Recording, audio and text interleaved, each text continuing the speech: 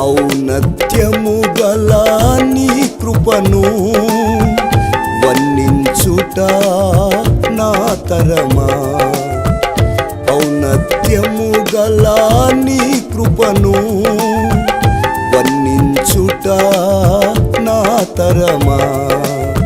యేసయ్యా నీ కృపా కల్వరిలో ధ్వనించగా, యేసయ్యా నీ కృపా కల్వరిలో ధ్వనించగా, పాపులు పట్టబడి పరిశుద్ధపరచబడి, పాపులు పట్టబడి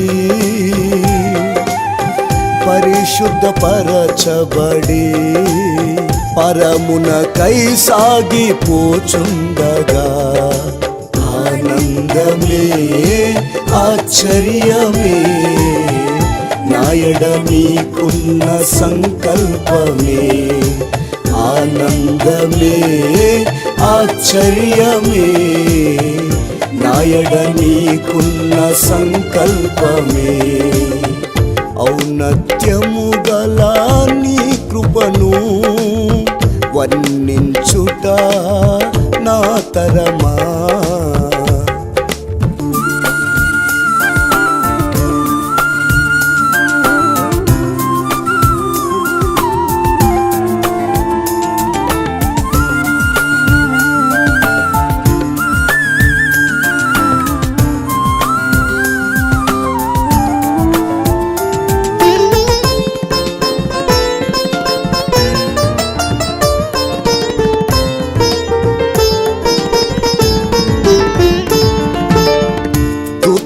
చేయని నీ దివ్య సేవను నాకిచ్చినది నీ కృపా. ప్రీతికరమైన పరిచర్యలో నన్ను నిలిపినది నీ కృపా.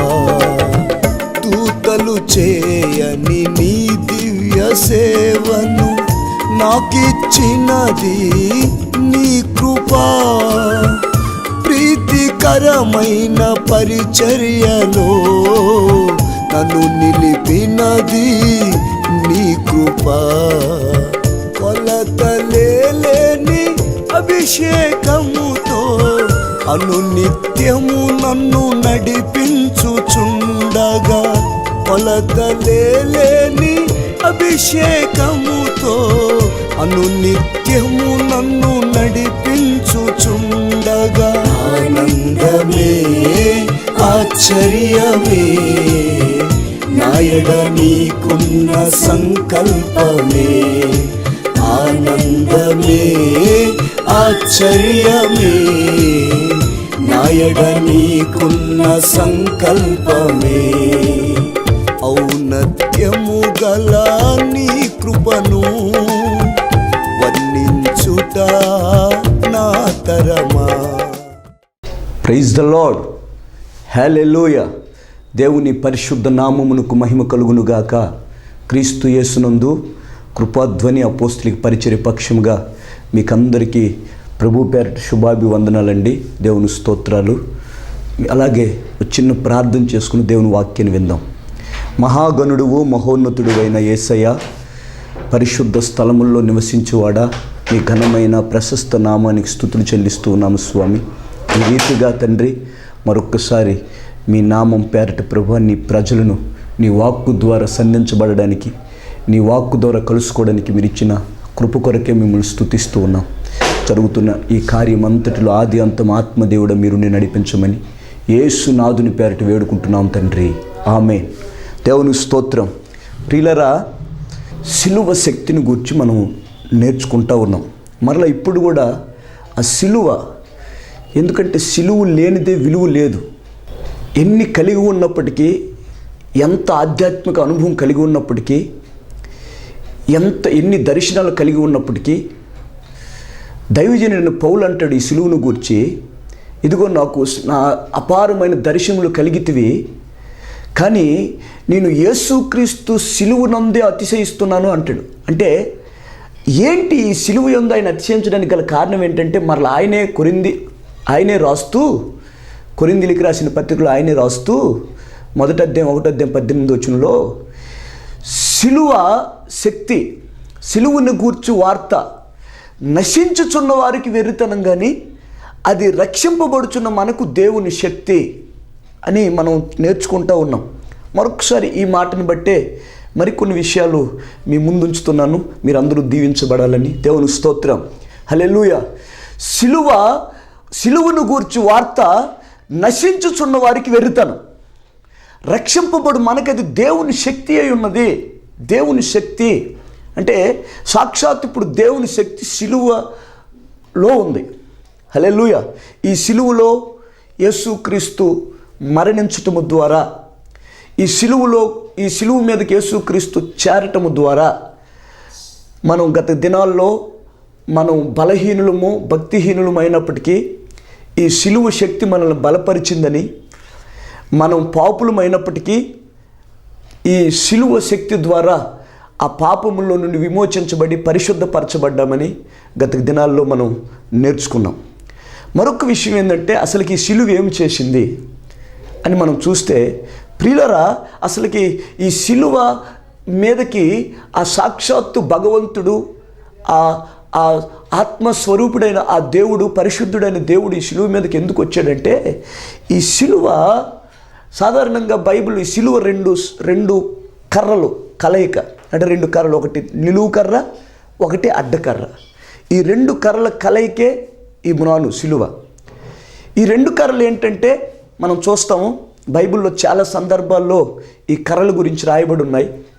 అయితే కాపరికి రెండు కర్రలని, తర్వాత దావీదు అంటాడు, ఇదిగో గాఢాంధకారపు లోయల్లో నీ నడచినను, ఏ అపాయమునకు నేను భయపడను, నీ దుడ్డు కర్ర, నీ దండము అని ఆ కర్రల గురించి మనం వాక్యాల్లో చూడగలం.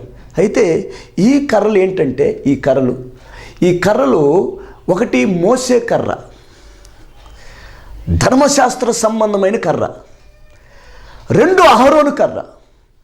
ఈ అహరోను కర్ర ఏంటంటే కృపాకర్ర, ప్రధాన యాజకుని కర్ర. ప్రధాన యాజకుని దగ్గర కృపాకర్ర ఉంది, మోసే దగ్గర ధర్మశాస్త్ర సంబంధమైన కర్ర ఉంది. ఈ ధర్మశాస్త్రం వెనక దేవుడు ఉన్నాడు. ఈ దేవుడు పరిశుద్ధుడు, ఈ దేవుడు నిష్కలంకుడు, ఈ దేవుడు నిర్దోషి, ఈ దేవుడు నిత్య గాన ప్రతిగానములతో పరిశుద్ధుడని ఆరాధింపబడుతున్న దేవుడు.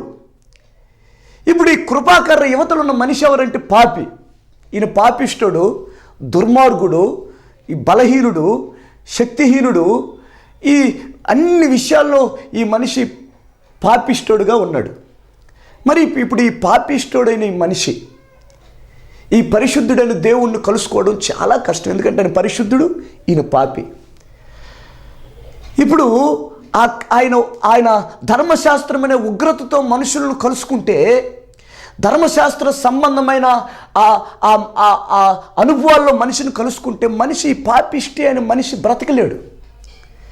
అందుకనే మధ్యలో ఈ మనిషిని, ఈ ధర్మశాస్త్ర సంబంధమైన ఈ కర్ర, ఈ కృపాకర్ర, ఈ రెండు కలవాలి. దేవుడు పరిశుద్ధుడైన దేవుడు, ఈ పాపిష్టి అయిన ఈ మనిషి, ఈ రెండు కలవాలి. వీళ్ళిద్దరూ కలవాలంటే ఇప్పుడు మనిషికి మనిషిగా, దేవుడికి దేవుడుగా, సంపూర్ణ దేవుడుగా, సంపూర్ణ మానవుడుగా ఇప్పుడు యేసుక్రీస్తు ప్రభువు ఈ లోకానికి వచ్చి కన్యక గర్భంలో జన్మించి ఇప్పుడు ఈ నిలువు కర్ర, ఈ ధర్మశాస్త్ర సంబంధమైన కర్ర, ఈ అడ్డకర్ర, కృపాకర్ర, వీటి మీద ఆ పరిశుద్ధుడైన దేవుడు వ్రేలాడాడు. అలా వ్రేలాడటం ద్వారా ఇప్పుడు ఈ మానవుడు, దేవునికి బహు దూరస్తుడైన మానవుడు, పాపిష్టుడైన మానవుడు, శత్రువైన మానవుడు, దుర్మార్గుడైన ఈ మానవుడు ఈ పరిశుద్ధుడైన దేవుడితో కలవటానికి దేవుడు ఒక మార్గాన్ని సిద్ధపరిచాడు. ఆ మార్గమే సిలువ మార్గం. దేవునికి స్తోత్రం కలుగునుగాక. హల్లెలూయా. యేసుక్రీస్తు ఈ సిలువ మీదకి రావటం ద్వారా, ఈ సిలువలోకి యేసుక్రీస్తులో శక్తియు జ్ఞానము, దేవుని జ్ఞానము, దేవుని శక్తి ఉన్నాడని మనం కొరింథీయులకు రాసిన పత్రిక 1:24 మొదటి కొరింథీయులు చూడగలం. ఇప్పుడు ఈ యేసుక్రీస్తులో ఉన్న ఈ శక్తి శిలువ మీదకి వచ్చింది. ఈ శిలువ మీదకి ఈ శక్తి రావటం ద్వారా ఇప్పుడు మానవుడు దేవునితో సమాధానపరచడానికి ఒక అవకాశం దొరికింది. దేవునికి స్తోత్రం కలుగును గాక. హల్లెలూయా. దేవుని ప్రియులారా, ఈ శిలువ శక్తిని చాలామంది గ్రహించట్లేదు. ఈ శిలువ శక్తిని చాలామంది అనుభవించట్లేదు. ఈ శిలువలో ఉన్న శక్తిని చాలామంది ఈ శిలువ శక్తి చేత పొందుకోలేకపోతున్నారు. శిలువ శక్తిని పొందుకోలేకపోతున్నారు. కారణం ఏంటంటే చాలామంది ఈ శిలువ ఆకారపు శిలువగా చూస్తున్నారు. చాలామంది ఇమేజినేషన్ క్రాస్ ఆకారపు శిలువగా చూస్తున్నారు. ఆ ఆకారం శిలువ చూస్తున్నారు, వెంటనే ఇలాగా అని చెప్పి, లేకపోతే ఇలా ముద్దులు పెట్టుకోవడము, ఒక ఆకారపు శిలువ, గోడ మీద శిలువ, లేకపోతే గుండె మీద శిలువ, లేకపోతే బండ మీద శిలువ, ఏదో ఒక శిలువను చూసుకుంటా ఆ ఆకారపు శిలువనే చూస్తున్నారు, కానీ ఆ శక్తి కలిగిన శిలువను చూడలేకపోతున్నారు. చాలామంది ఆకారపు సంబంధమైన భక్తిని జరిగిస్తూ ఉన్నారు. రెండోది ఆచార సంబంధమైన శిలువ. ఆచారం, ఈ లెంట్ అనేది ఒక అంటులాగా పాకి, ఈ లెంట్ అనేది ఒక అంటులాగా పాకుతూ ఆచార సంబంధంగా ఈ 40 దినాలే భక్తి చేస్తూ, ఈ 40 దినాలే ఉపవాసాలు ఉంటూ, ఈ 40 దినాలే మేము నీసు ముట్టుకోం, ఈ 40 దినాల్లో మేము ఇల్లు కట్టుకోం, ఈ 40 దినాల్లో మేము పెళ్ళిళ్ళు చేసుకోం అని ఆచార సంబంధంగా ఈ 40 దినాలు పరిశుద్ధంగా బ్రతికి, ఆ తర్వాత 40 దినాల తర్వాత మరలా లోకంలో, మరలా పాపంలో, మరలా శాపంలో మగ్గిపోతున్న ప్రజలు ఉన్నారు. ఇది ఆచార సంబంధమైన భక్తి, లేకపోతే ఆచార సంబంధమైన శిలువ. హల్లెలూయా. Traditional cross. మూడవది ఆధ్యాత్మిక సంబంధమైన శిలువ. ఆధ్యాత్మిక సంబంధమైన శిలువ అంటే శక్తి కలిగిన శిలువ. ఈ శిలువ దగ్గరికి వస్తే, ఈ శిలువ చెంతకు చేరితే దేవుడు ఈ శిలువలో నీ కొరకు, ఈ శిలువలో దాచబడిన శక్తి ద్వారా నీ కొరకు కొన్ని కార్యాలను దాచిపెట్టాడు. గత కాలంలో మనం తెలుసుకున్నాం. బలహీనులు బలపరచబడుతున్నారు, భక్తిహీనులు మరలా కట్టబడుతూ ఉన్నారు, పడిపోయిన బలిపీటలు మరలా తిరిగి కట్టబడుతూ ఉన్నాయి ఈ శిలువ చెంతకు రావటం ద్వారా. రెండోది, ఈ శిలువ చెంతకు రావటం ద్వారా మనం చూడగలుగుతున్నాం వాక్యంలో పాపులు పరిశుద్ధపరచబడుతూ ఉన్నారు. దేవునికి మహిమ కలుగును గాక. ప్రియులారా, ఈ శిలువలో మూడవదిగా ఇంకొక మాట చూద్దాం. మనం 2 కొరింథీయులకు రాసిన పత్రిక 5:21 మనం చూస్తే, ఎందుకనగా మనం ఆయన యందు దేవుని నీతి యగునట్లు పాపమెరుగుని ఆయనను మన కొరకు పాపముగా చేసిను. పాపమెరుగున ఆయనను ఎందుకొరకు అంటే, మనము, వాక్యం సెలవిస్తూ ఉంది, ఎందుకనగా మనం ఆయన యందు దేవుని నీతి అగునట్లు, నీతిమంతులుగా మార్చబడినట్లు, దేవుని నీతి అగునట్లు పాపము లేని ఆయన మన కొరకు పాపముగా మార్చబడిను. హల్లెలూయా. ఆయనలో పాపం లేదు, ఆయన పరిశుద్ధుడు, ఆయనలో పాపం లేదు. కానీ పాపము లేని ఆయన మన కొరకు పాపముగా మార్చబడ్డాడు. దేవునికి స్తోత్రం కలుగును గాక. అందుకని వాక్యం సెలవిస్తుంది, ఎందుకనగా మనం ఆయన యందు దేవుని నీతి అగునట్లు పాపం ఎరిగిన ఆయన మన కొరకు పాపముగా చేసెను. పాపముగా చేయబడ్డాడు. దేవునికి స్తోత్రం కలుగును గాక. ఎందుకు ఈ శిలువకు శక్తి వచ్చిందంటే, పాపం ఎరిగిన ఆయన మన కొరకు పాపపు ముద్దగా మార్చబడి ఆ శిలువ మీద వేలాడుతూ ఉన్నాడు. దేవునికి మహిమ కలుగును గాక. ఆయనలో పాపం లేదు, ఆయన పరిశుద్ధుడు. యెషయా గ్రంథం 6:3 మనం చూస్తాము, యేసుక్రీస్తులో ఏ పాపము లేదు.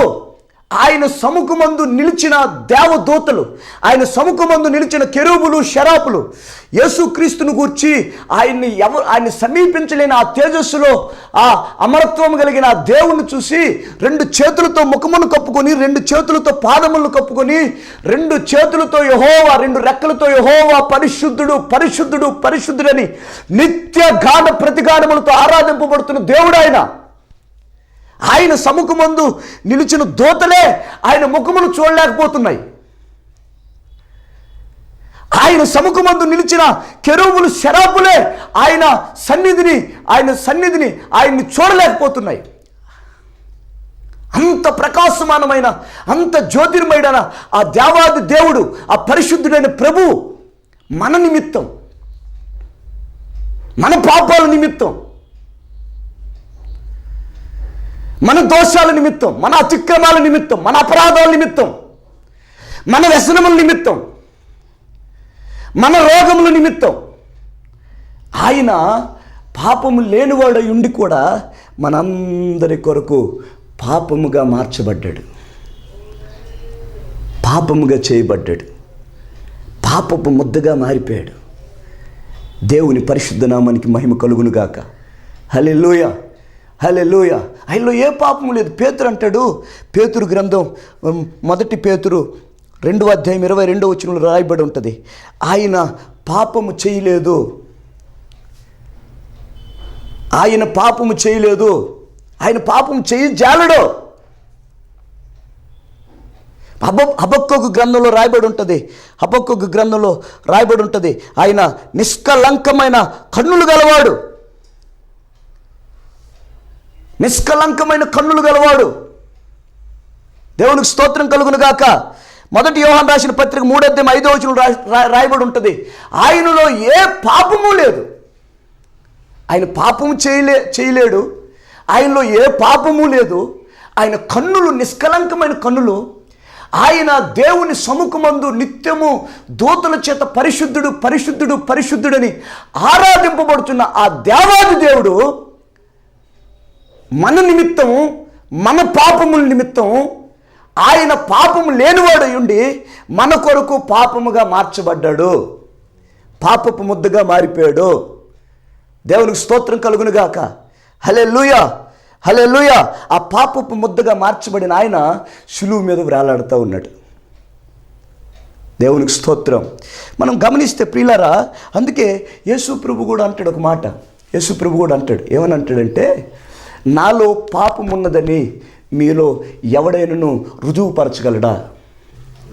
ఆయన పాపం లేదండి, పరిశుద్ధుడండి. ఆయన పాపం చేయజాలడండి. ఆయన పాపుల్లో చేరేవాడు కాదండి, పాపుల్లో చేరక ప్రత్యేకించబడిన వాడండి, పరిశుద్ధుడండి. ఆ పరిశుద్ధుడైన దేవుడు మన కొరకు ఆ కల్వరి శిలువలో పాపపు ముద్దగా మార్చబడి వేలాడుతూ ఉన్నాడు. ఎందుకంటే మనకి దేవుని నీతి అనుగ్రహించబడినట్లు. నీతి దేవుని నీతి, మనం చేసుకునే స్వనీతి కాదు. మనకు ఒక నీతి ఉంటుంది, మనకు స్వనీతి ఉంటుంది. ఏదో 4 నదుల్లో మునగటం ద్వారానో, ఏదో నలుగురికి దానం చేయడం ద్వారానో, ఏదో నలుగురికి అన్నదానమో వస్త్రదానం చేయడం ద్వారానో, ఏదో నలుగురికి సహాయం చేయడం ద్వారానో నేనేదో నీతిమంతుడని మనం అనుకుంటాం. కానీ వాక్యం సెలవిస్తూ ఉంది, ఈ లోక నీతి అంట దేవుని దృష్టికి మురుకు గుడ్డలు లాంటిదంట. మనం మన స్వనీతిని ఆధారం చేసుకుని ఏదో నీతిమంతులమని శలమని అవుతాం. అది కాదు నీతి. బైబిల్ వాక్యం సెలవిస్తూ ఉంది, రోమపత్రిక 3:23 ఏ భేదము లేదు, అందరూ పాపము చేసి దేవుడు అనుగ్రహించి మహిమను పొందలేకపోతున్నారు. ఏ భేదము లేదు, అందరూ పాపం చేసిన వాళ్ళే. రెడ్డైనా పాపే, కాపైనా పాపే, రాజైనా పాపే, ఏ భేదము లేదు, అందరూ పాపం చేసిన వారు. ఎందుకంటే వేదాలు ఘోషిస్తున్నాయి, ఉపనిషత్తులు ఘోషిస్తూ ఉన్నాయి, మనుషులు జన్మ కర్మ పాపి అని. మరి పాపము మన నీతి ద్వారా, స్వనీతి ద్వారా కడగబడదు. ఈ పాపము స్వనీతి ద్వారా తీసివేయబడదు. ఎందుకంటే మన స్వనీతి దేవుని దృష్టికి మురుకు గుడ్డల లాంటిది. అందుకని మనం దేవుని నీతి అగునట్లు పాపము లేని దేవుడు, పాపము లేని పరిశుద్ధుడు, పాపం ఎరుగుని ఆది దేవుడు మనుషులందరి పాపముల కొరకు ఆయన పాపముగా చేయబడ్డాడు. ఆయనలో పాపం లేదు. మన పాపముల నిమిత్తం, మన పాపములన్నీ ఆయన మీద మోపబడ్డం వల్ల, పరిశుద్ధుడైన దేవుడి మీద మోపబడ్డం ద్వారా ఆయన పాపముగా మార్చబడ్డాడు.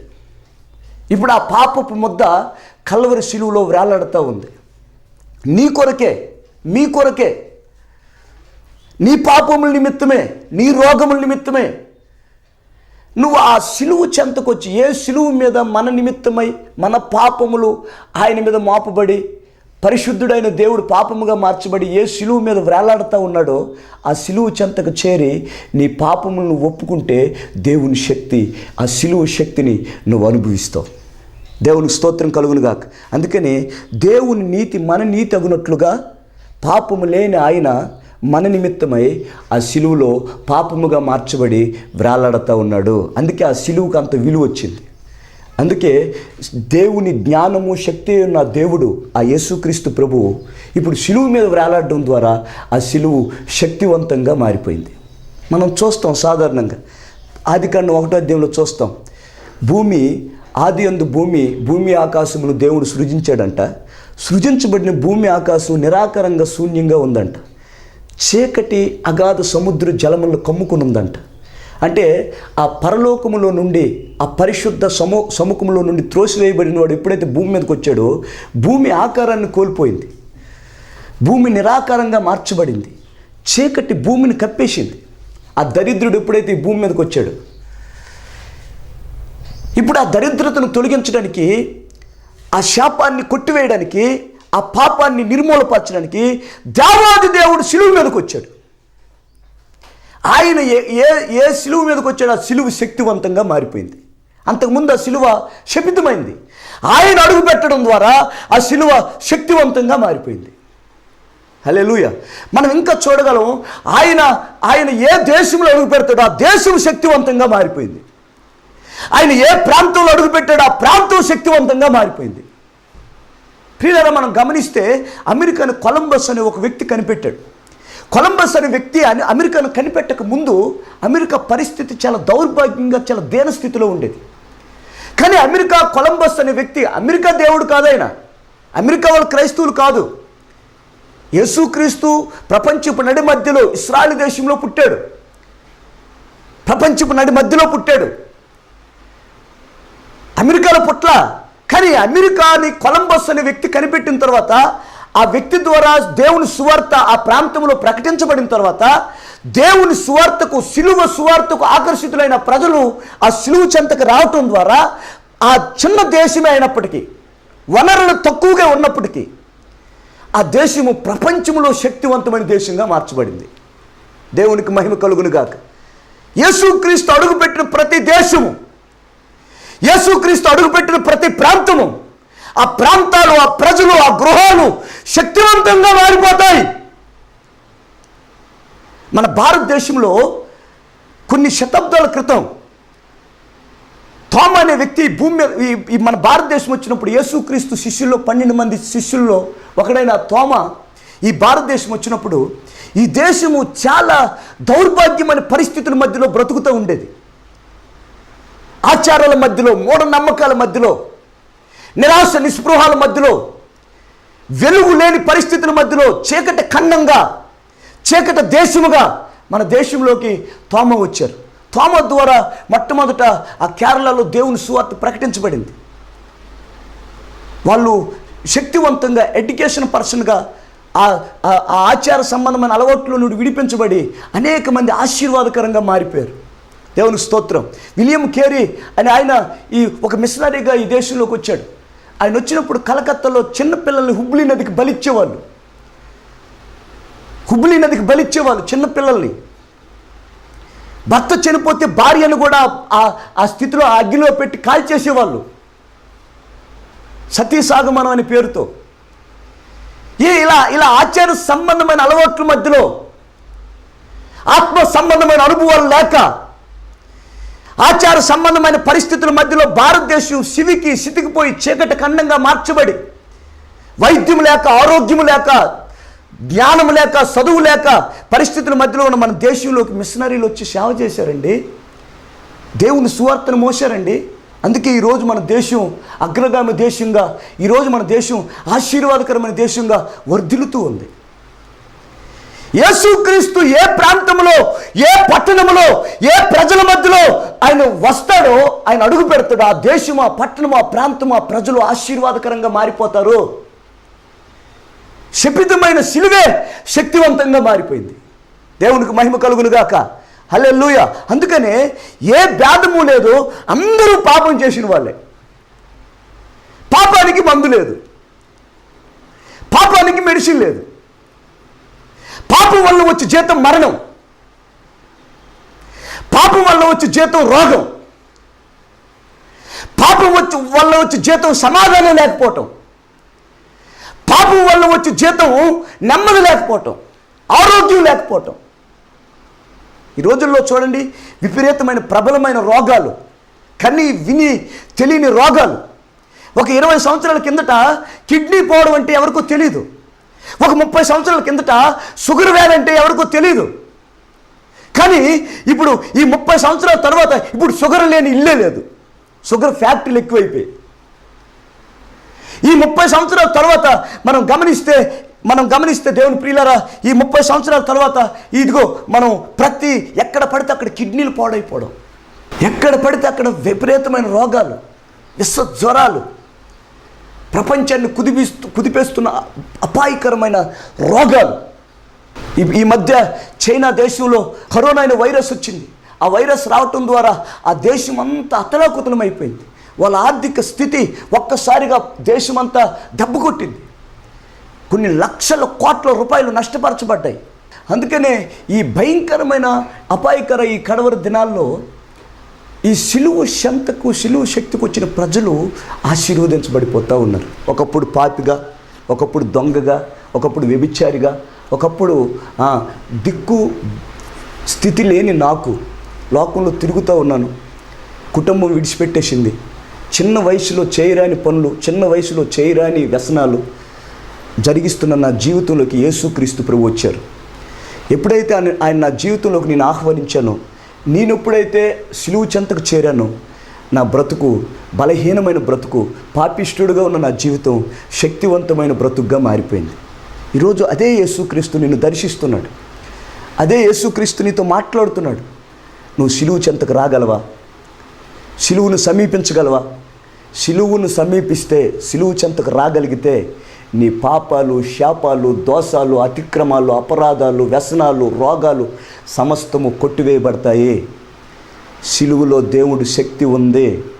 అందుకనే దైవజనుడు పౌలు అంటాడు, సిలువను గూర్చి వార్త నశించుచున్న వారికి అది వెర్రితనమేమో కానీ రక్షింపబడుచున్న మనకది దేవుని శక్తి అయి ఉన్నదే. హల్లెలూయా, దేవునికి స్తోత్రం కలుగునుగాక. అందుకని దేవుడు నీతి మనకి అనుగ్రహించినట్లుగా ఏ భేదము లేదు, అందరూ పాపం చేసే. ఇప్పుడు ఈ పాపం చేసిన వాళ్ళందరూ పరిశుద్ధులుగా మార్చబడి దేవుని నీతిని ధరించుకునేటట్లుగా యేసుక్రీస్తు ప్రభు శిలువ మీద వేలాడాడు. వాక్యంలో మనం చూస్తే రోమాపత్రిక 5:1-2 వచనాల్లో నేను చదువుతాను చూడండి. కాబట్టి విశ్వాసం మూలమున మనము నీతిమంతులుగా తీర్చబడి మన ప్రభు అయిన యేసుక్రీస్తు ద్వారా దేవునితో సమాధానము కలిగి ఉందుము. మొదట. రెండోది, మరియు ఆయన ద్వారా మనము విశ్వాసము వలన ఈ కృపయందు ప్రవేశము గలవారమై. 2, అందులో నిలిచి ఉండి. 3, దేవుని మహిమను గూర్చి నిరీక్షణ బట్టి అతిశయపడుతున్నాము. ఈ సిలువలో జరిగిన కార్యాలు. హల్లెలూయా.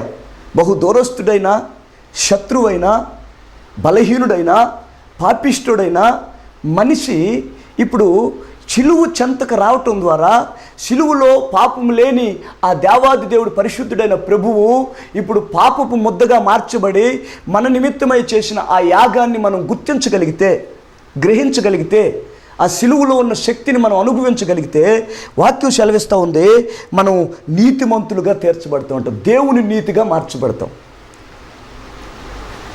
అంతేగాని నీతిమంతులుగా తీర్చబడాలంటే దాన ధర్మాలు చేయడం కాదు. ఒకవైపు సారా వ్యాపారం చేస్తుంటారు, ఇంకో పక్క సలివేంద్రాలు పెడతారు. సారా వ్యాపారం చేసి సలివేంద్రాలు పెట్టినంత మాత్రాన నువ్వు నీతిమంతుడు కాదు, నువ్వు పాపివే. ఒక పక్క వడ్డీ వ్యాపారాలు చేస్తారు, ఇంకో పక్క వస్త్రాలు దానం చేస్తారు. నువ్వు ఒక పక్క నువ్వు చేసిన పని పాపం, ఇంకో పక్క పవిత్ర చేసినంత మాత్రాన అది నీతి కాదు, అది పాపమే. ఆ పాపం ఏదో ఒక రోజు నిన్ను పట్టేస్తుంది. ఆ పాపం ఏదో ఒక రోజు నిన్ను మింగేస్తుంది. అందుకని ఇటువంటివి నీతి కాదు. నువ్వు నీతిమంతుడిగా